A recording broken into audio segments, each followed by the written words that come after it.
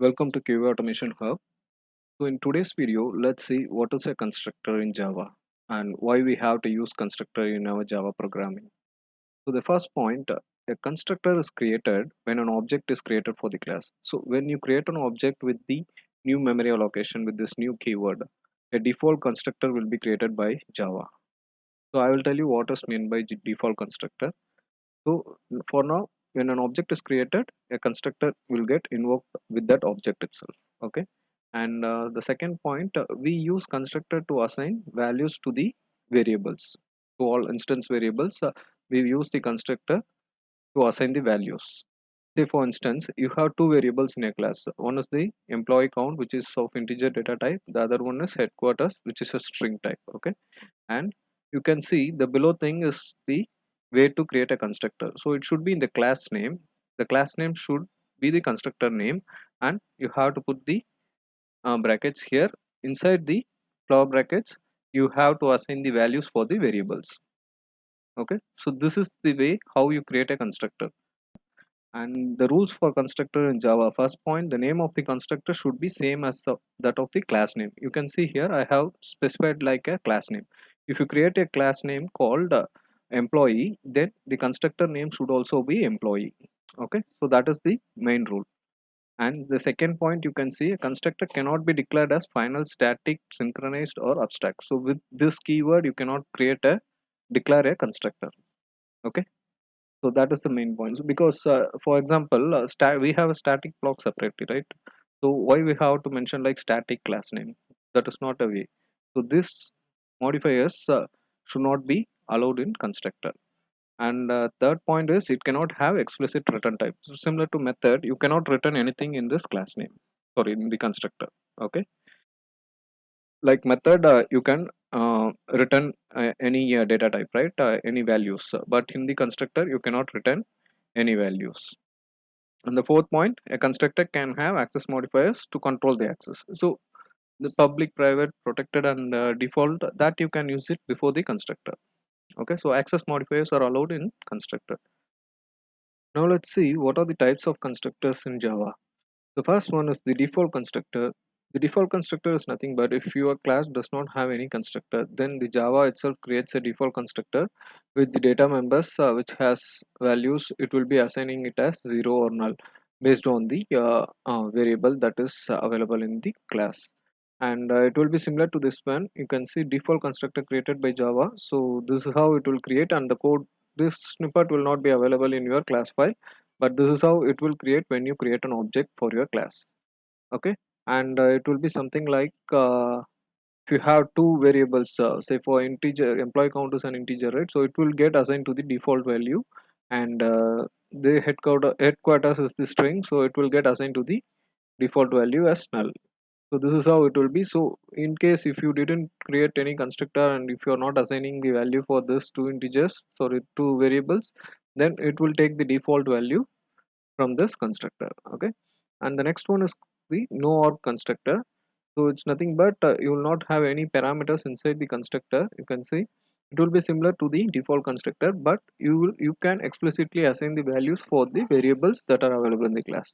So here we have assigned employee count equal to 30,000 and the headquarters has mountain view. So if you are trying to fetch the value, the variables using the objects, then it will take the value 30,000 for the employee count and mountain view for headquarters. Okay, and the last one is the parameterized constructor.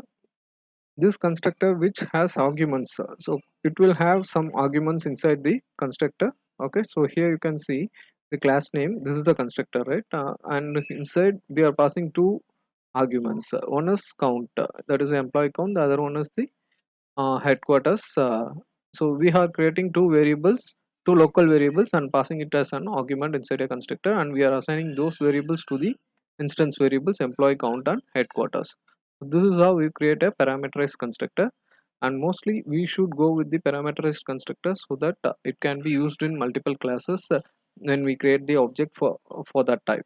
Okay, and the next point that you want to see in constructor is constructor overloading. Okay, so it can be overloaded to create objects in different ways. And here you can see how many arguments you pass. Say for example, this is one constructor and you have int count comma string head office. Okay, so based on this arguments which we are passing, it will identify the constructor that we are creating in a class. So here you can see we have only one argument, int count. So it will identify if you are initially invoking a constructor with only integer value, then it will go to this constructor. If you are invoking a constructor with integer and string value, then it will go to this constructor. So you can create multiple constructor with different arguments. Okay, but it should not have the same argument sequence.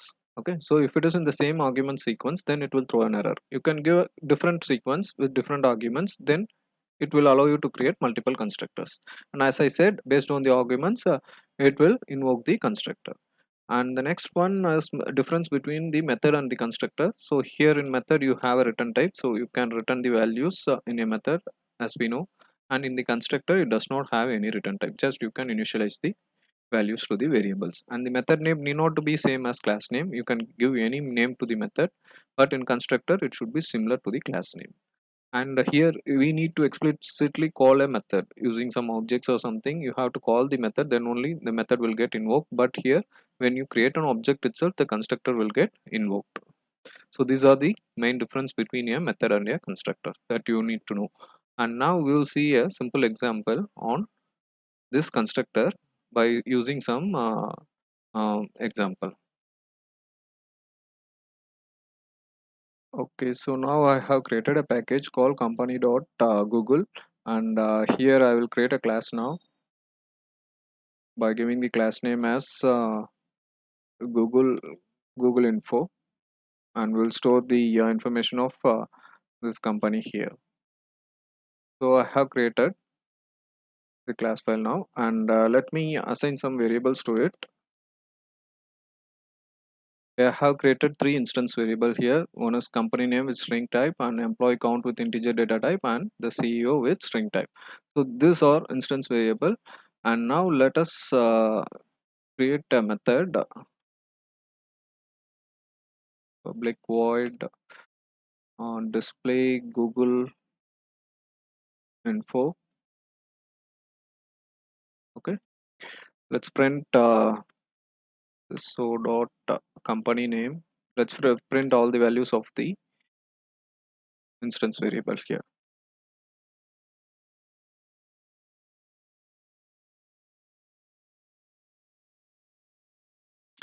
So I have created two more statements for printing the employee count and CEO.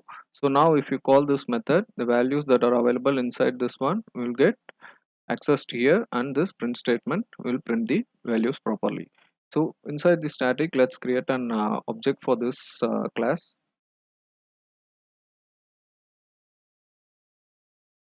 Google obj equal to, this is the new keyword. I am allocating memory for this object here. So this will get stored in the heap. And now when you do this, a constructor will be invoked for this class. Okay, so now let's try to access this method dot display Google Info, and I will run this class file as Java application. And here you can see, we since we haven't assigned any values to this instance variable, it will take the default value from the constructor. Okay, so here you can see since it is a string, the company name is being passed as null, and for integer 0 is the default value, and similarly for CEO string it is null. Now how it will look like, so this is what I told, if you didn't create a constructor, Java will create a default constructor for you. So how it will create, as I said, you have to give the class name here. So this is how we create a constructor, and this is how the default constructor will look like, and the values will be assigned like similar to this. Okay, so here you will have it right, employee count equal to 0 and CEO equal to null. So if you didn't create a constructor, this is how Java will create a constructor. Okay, so if you assign some values to this one, then it will take that value and it will print it here. So now let us assign some values to a default constructor. Okay, so we will give this company name as Google, and employee count as some 2 lakhs, or some 1 lakh, and CO we'll give it as Sundar Pichai. Okay, so now we have constructor where we have assigned the values to this instance variable. Okay, to all the instance variable we have assigned the values directly. And now let us print this class, and in the console you can see it will take the values from the vector. See, so this is what I said, constructor is used to assign values to the variables that are available in the class. Okay, okay, so now let's create another class file to display the info of the another Google subsidiaries like YouTube. Okay, and I'm creating a class file here. So I have created another class file, and let's create a similar method here.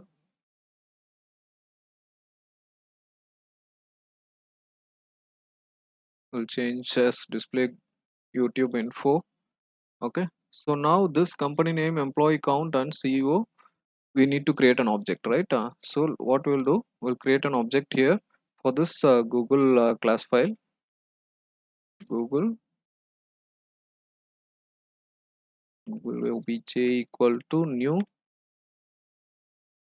Google info, right? So we are creating an object here now. So using that object, you will call this one. So you will be able to call, right? So for example, Google obj dot employee count. So these are coming from the Google info class. So this we have already seen, but I am telling you the difference between the default and parameterized constructor, why we have to use in Java. Okay, so what happened? Yeah, so we have created it. So when I run this program, right? So let us run this program here. So this is a void method, right? So we have to create an object for this one inside, since it is a static. Okay, and YouTube obj equal to,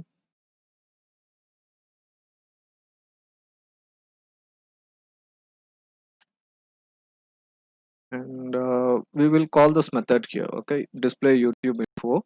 And now if you run this program, from here we will run this youtube.java. I'm running as Java application. Okay, let's save this, and here you can see it is taking the value from here. Okay, the company name is YouTube, employee count, everything it is taking from this Google info.java, but YouTube will have a separate information, right? So for that, what you have to do is, one thing you can do is you can assign the values here, like inside here you can assign, or somewhere like here you can assign like YouTube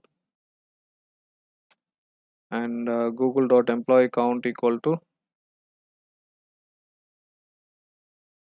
what, to say like 50,000, and I have assigned the values here to this company name and employee count separately inside this method, correct? So now if I run this YouTube .java, it will give us YouTube 50,000, right? So instead of assigning here separately, let's use the parameterized constructor here itself. Okay, so what you have to do for calling the, so the CEO is going to be changed for Google and YouTube, so let's make it as static, and let's assign this value here.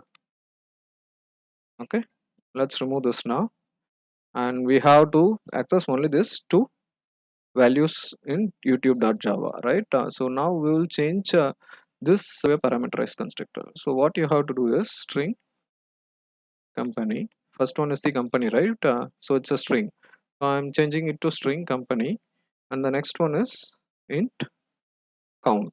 Okay, so I'm creating a local variable that I'm passing it as a argument for this constructor. Okay, now you have to assign this local variable here and this count to employee count. Okay, so this is how you create a parameterized constructor. See, here it is throwing an error now because you don't have a constructor like this now. You have only the parameterized constructor. So in case if you are having another constructor here, so that we will see it later. Okay, so here what you have to do now, you have to pass the values. Okay, so for the company name, let's pass it as Google. Okay, so it is a string, right? So we are putting it in double quotes, and this is integer, right? So I'm passing it as 1 lakh. Okay, so see, now the parameterized constructor, we are creating an object using the parameterized constructor. Okay, so for this Google info we have created.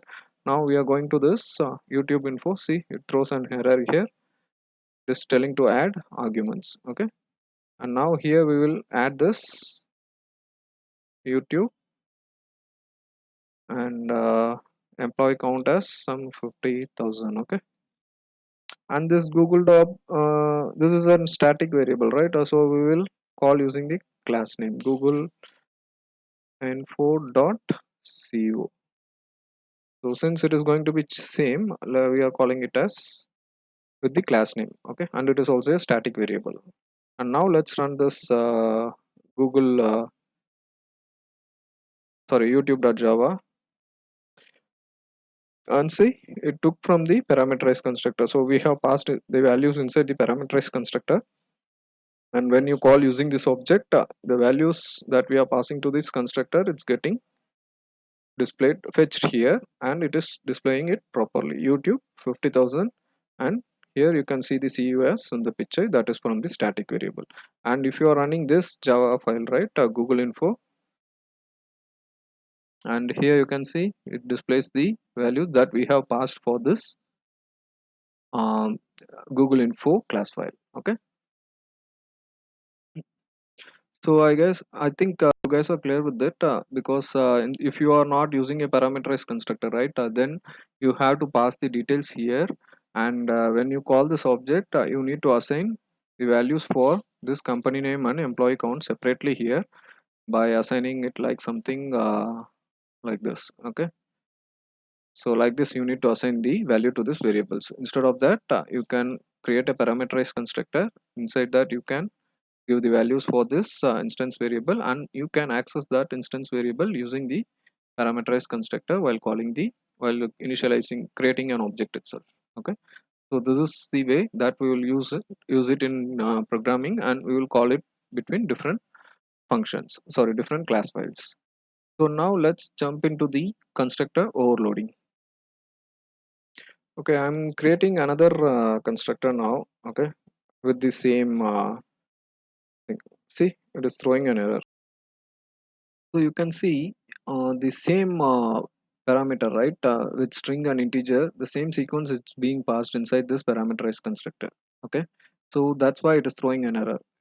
For example, if I change this integer first and string second, right, it will remove because the sequence has been changed. So this it will calculate as a separate parameterized constructor. Okay, and if you are trying to change I'm just passing these values here. Okay, so the error will get removed because we don't have a local variable, right? So see, now it got removed. If you want to pass multiple things, right, you can pass it. So I have created two um, instance variables here like sales number, right? So let me create that, and I will pass this here, sales number equal to sales value. See, it will remove. Okay, so this signature should be different between the constructor. So based on this, the constructor will get overload. Okay, so for example, if you are calling creating an object with this with this arguments, okay, first one is string and the second one is integer, right? So it will go and search here which constructor holds that signature. So this is the constructor, right? So it will come to this one. Okay, so if you want to go here, you see integer first, string second, and integer third, right? Then say for example, I'm creating another one here. um, Let me create another one, Google obj1, and let us first one integer, second one is string, right? And third one is integer. See, so now this Google obj one will go to this constructor. So this how the constructor will get overloaded. Okay. So for an quick example, let me create another constructor here with two integer type. Okay, so one is for the sales number and the other one is for product, and we will use it in a separate method. Okay, sales value and int cost. So for this two things I'm creating a constructor. Okay, and here sales number equal to sales value and product cost equal to cost. All right, so we have created two things. The first one is having the company name employee account that holds the general information of the company. The other one is to hold the revenue information of the company. Okay, we have created two constructors. So this how the framework will have. In the real-time framework, you will have multiple constructors with different parameters inside it, and based on the requirement, you will call the particular constructor, parameterized constructor, and you will use it in your methods or classes. Okay, so let's create another method here for Google revenue. Say for example, public void calculate Google revenue. Okay, I'm creating a simple method, and let's create an local variable to hold the revenue value, and let's multiply it. Okay, into product cost. So this is a simple calculation. Don't take it as a revenue calculation, original revenue calculation, and let's print this one here. Okay, so revenue for Google is, and once this values get calculated, it will get stored in this revenue integer, right? So we'll print that one here. Okay, so we have to pass this value now. How we will pass it? Using this constructor. So for overloading to this constructor, you have to create another object here. Okay, so let's create as revenue with some useful name, revenue obj, and see it is throwing an error. Okay, so we don't have any constructor with three arguments now. We have only two arguments, right? So it is throwing an error. So let's remove this, and we will pass the sales number as 1 lakh and cost as some 500. Okay, and using this object you need to print. Okay, you have to use this object for printing it. So calculate Google revenue. So now let's run this program, and here you can see it will run the program. First it goes to this, and it go is redirecting to this method and this company name. We have passing the value here in the first parameterized constructor. It goes here, the company name and employee count are set, and it is coming here, it is getting assigned to this print statement, and it is printing properly. The next one, we are creating another object. So we are calling this constructor. So this is called constructor overloading. Okay, when you change the parameter, you see it goes here, and this value is 1 lakh and 500 we have assigned, that is getting assigned to this instance variable, and it comes here, it get assigned here, calculated, and the revenue is stored, and this print statement got printed here. You can see revenue for Google is something 50 lakhs or something. Okay, and now let's see, you have to call through this object. Okay, so this object will also contain this calci calculate Google revenue. Say for example, calculate Google revenue, it will be there, but the values will not be there, right? Because here you are assigning only this company name and employee count. This has to be assigned using this constructor. So if I run this program now, you will get it as 0. Okay, because this does not have any value. So it will go to this constructor. Sales number and product cost is an integer, so default value is 0. So that 0 only will come here. Okay, so whatever the objects you are creating, you have to call with that object. So that only will hold the value of that constructor. Okay, I think it's clear now. Let's jump on to next class file, and here also we'll have the same method, something like calculate YouTube revenue. Okay, let's change the values here quickly. YouTube revenue, and we have to create an object, right? So here also you have to create an object, something like similar to this one.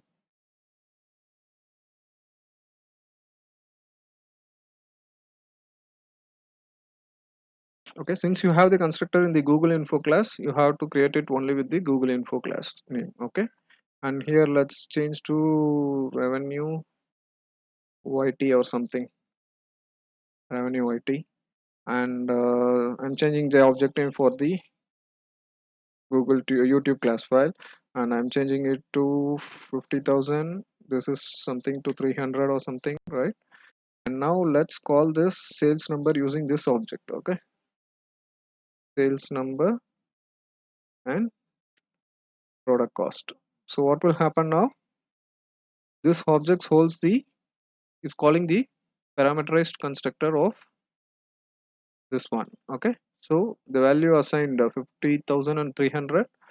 First it will go here, it will get set, and this 50,000 is getting assigned to this instance variable sales number and product cost. So we are calling using this object. Okay, both the values, and now what will happen, it will get calculated and the revenue for YouTube will get printed here. Okay, so let's call the other method also here itself, calculate YouTube revenue, right?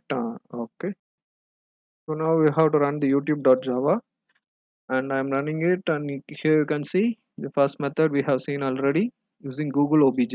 Using the first parameterized constructor, the values are passed and it is displaying it properly, and for the second one, 50,000 into 300, the value is calculated here. Okay, so this is how the constructor gets overloaded and based on the parameters that we are passing.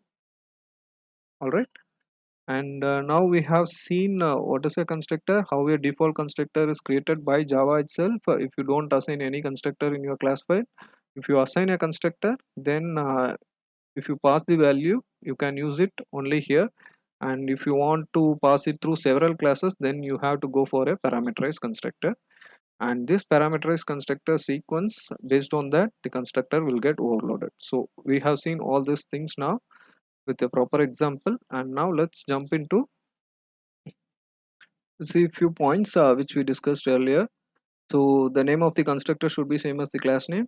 As I showed, you can see the name is with this class name, and now the constructor cannot be declared as final. So if you go and declare the keywords like static or final, so you can see invalid modifiers, it will throw an error. Okay, so regarding the static, we have seen in our previous video. If you have not watched, please watch that static non-static difference tutorial.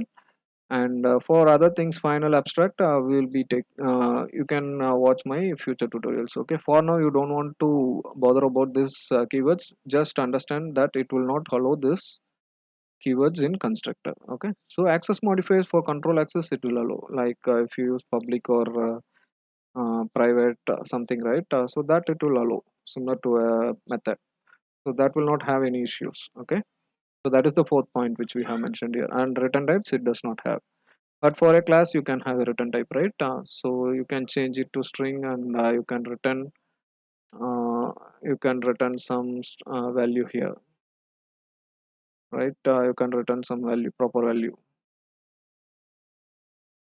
See, so in method you can return it. So this is also one point we have seen, and method you have to explicitly call. See, we have created an object and we have called. Okay, but for constructor, when you create this object itself, it will get invoked by the object. When it stores in the heap, it will get invoked. Okay, so this is the other point which we have seen, and so this is all about constructor, and I hope you guys are clear with the concept. First good way is to use the parameterized constructor so that you can access with all classes just by passing the values inside the constructor parameter itself. Okay, so that's it with the video, and thanks for watching this.